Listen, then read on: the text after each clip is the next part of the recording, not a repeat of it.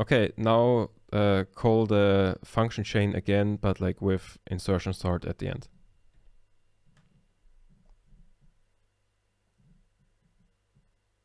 The function chain returns are 3, 30, 8, 33, 3, 30, 8, 33, 3, 8, 30, 33. Is there anything else you would like me to do? Okay, this is just complete insanity that this just works. So if you have watched the stream recently or seen some shorts, then there's a good chance you have seen something like the clip that I just showed. And I just wanted to make a video about what exactly that is. I call it the Jarvis project because it makes for good clickbait. Because that's sort of what it is supposed to be in its ideal form. So I just wanted to make this video quickly to like explain what it is, what it does, and why I think it's pretty cool. So the basic architecture looks something like this. We have a Python script that can communicate with ChatGPT.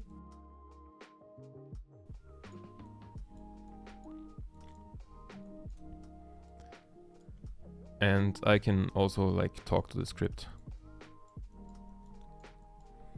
And the cool thing about this is now that ChatGPT can like format its message in a specific way to call specific functions in that script.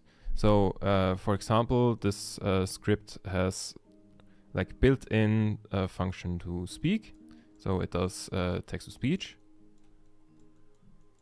Or also it can like check which functions it has.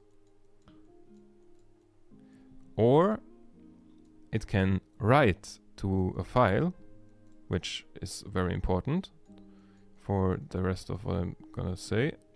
And then it can also call a specific function. And an important part about the script is that it also imports, additionally to all of these functions that it has built in, it also imports every single file that is in a specific folder. And ChatGPT can write to that folder using the write function. So when ChatGPT tells the Python script like write some file and like write something to the file, then that ends up down here. In, let's say we have an add.py file, and that automatically gets imported back into the script. And that means that this function is now available for ChatGPT to call. So if like it's added the add.py function, then it can just, if it then again goes, okay, let's check which functions are available, then the Python script will say, okay, we have the speak function, the check function, the write function, the call function, and the add function. And then ChatGPT can then just go and say, okay, then let's call the add function here. And then with that, it can do things.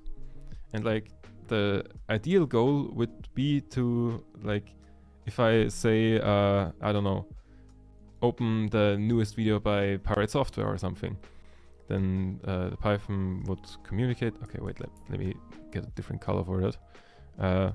Like I say that to the script communicates that to ChatGPT. ChatGPT goes and says, okay, let me check if I can do that. And then like the Python script again goes to ChatGPT. Here are all the functions that we have. ChatGPT goes, that doesn't really sound all that useful. Let's create another function. Let's create maybe a function called OpenChrome. Let's just call it OpenCR. And then after I did that, it goes, okay, I can now open Chrome. Then it opens Chrome maybe. And then it goes like, oh wait, I still can't open YouTube. So it goes and says, okay, we need another function that's called like go to YouTube or something. And then it can call that function when once it has written that. And then it goes like, oh shit, I can't search on YouTube, so we need yet another function, search. on YouTube. And then it's, yeah, you get the idea. And like, ideally, that is the ideal outcome, that I just say, do that, and then it goes like, okay, I need this function, I need this function, I need this function. I also need a function to then like go to the video, and so on. And then it builds all of the functions, it calls all of the functions, and it gets whatever it needs to do done. So that's the general idea. I hope you understand, and I think I'll make a second video that goes a bit more into detail than that. And also that shows where we are standing currently.